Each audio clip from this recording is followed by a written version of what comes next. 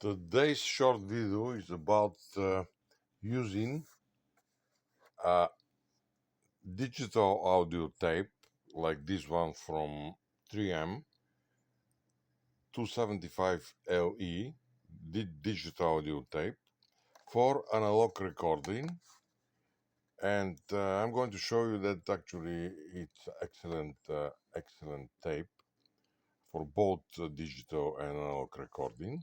It requires a little bit higher bias. For example, if you use the EE extended bias that some models they have, like some Tascams, they have some Teaks like X1000, 2000, 300, 700. Then you can record on this tape. But let me make you a demonstration on this model GX230D. I've recently got, and I got this machine in a mint shape, in original actually box. It seems that this machine hasn't been used at all and may be staying in its original box for several decades. So I did the regular maintenance, and it's amazing, a piece of art, technical art. I can show you now how does it record. So here is the signal that I'm putting here. It's a signal that goes from several hundred hertz, several kilohertz, but I can change the range. And let's just put a record mode. Release the pause. So now we are recording at slower speed, 3 3/4. Here is the input signal, and let's switch to the output. So this is the output signal. Here is the input signal. Output. Input. There is no difference. Let's now go to lower range, 100 hertz, but I need to switch here. So this is the lower range, going to from several. It's pretty low frequency actually, well below 100 hertz. And if we go to the record, we see the record. Now this machine is being biased to use this tape, and it's doing an extraordinary job. Let's just go now to the regular range again and go to the high range, which is kilohertz. Just a second. I need to change here. So here is the input signal. It goes to 30 kilohertz. But of course, this slow speed, it won't get to the 30 kilohertz at the output, but we will see how it goes. So it starts rolling off at around 17, 18 kilohertz. And this is the lower speed. Now, let's just go to the higher speed. 7.5 inch. Beautiful. Now, we are going up to much higher frequency.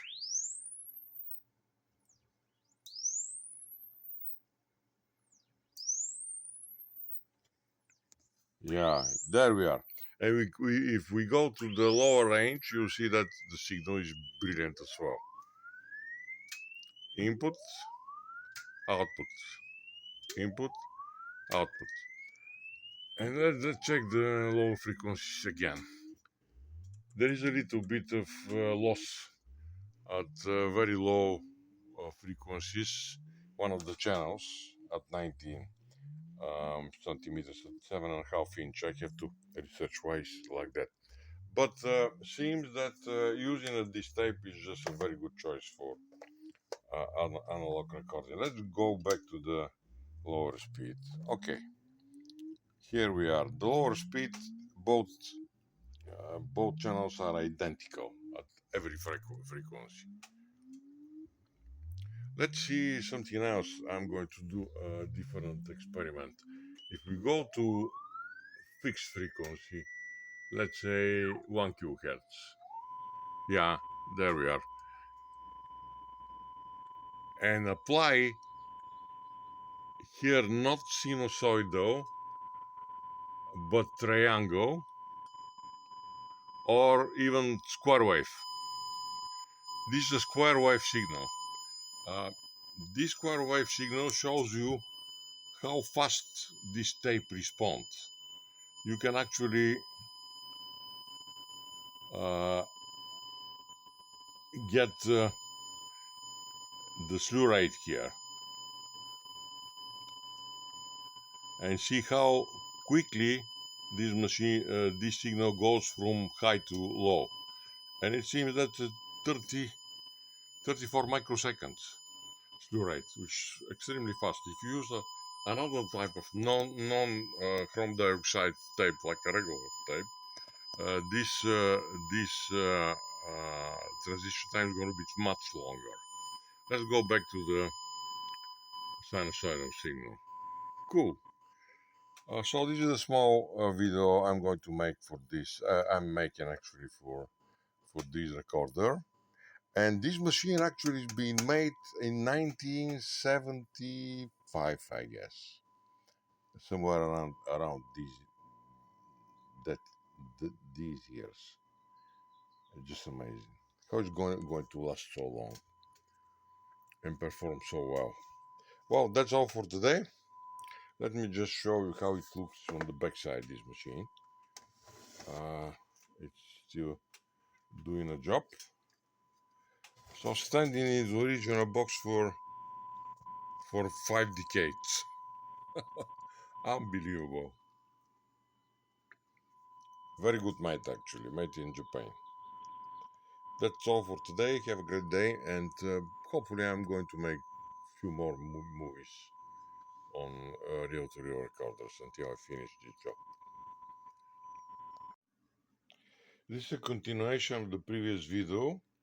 In this case, I just use a regular Sony professional recording tape PR150, which is actually based on ferrite material.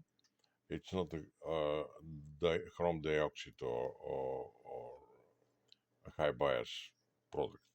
So I would just demonstrate how actually does this tape perform in comparison with the LA 275 from 3M I shown in the previous video.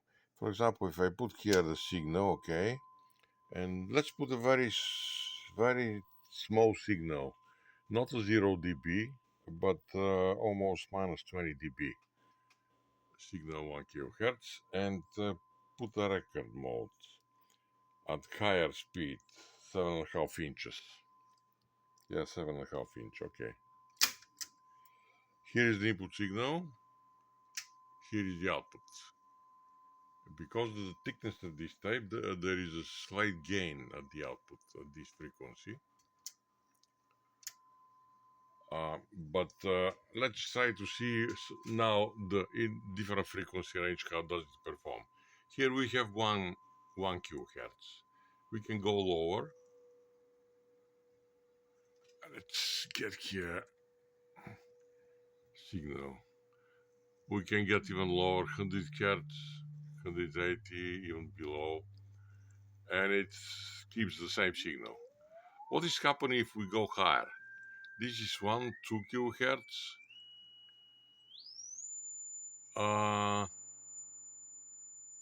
7 kilohertz.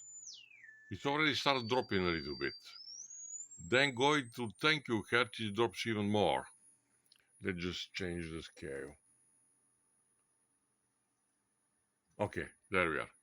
Now we are at 10 kilohertz. We have probably 6 dB loss. And if we go higher, it's going lower and lower and lower and lower.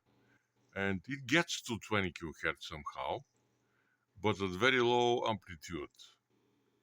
And you remember what I showed you the previous video? How was the other tape performed, which is digital audio tape from 3M. Now, if we go to the lower speed, 3 3/4, things are getting even worse. So let's just go. The signals start to appear somewhere around 13, 14 kHz or 16 kHz. There is something out there, but very small level. And if we go lower, then we get higher and higher and higher signal until we get to 1 kHz and below, and then everything looks the same way. So it means that if you record on a regular ferromagnetic tape with lower speed, 3 3/4, there will be a considerable loss on high frequency content. Then you have to use higher speed and much more tape to get to the same quality that you can take if you use a digital audio tape. And that's what I'm going to use in my projects next. So have a pleasant day. That's all for today. Bye.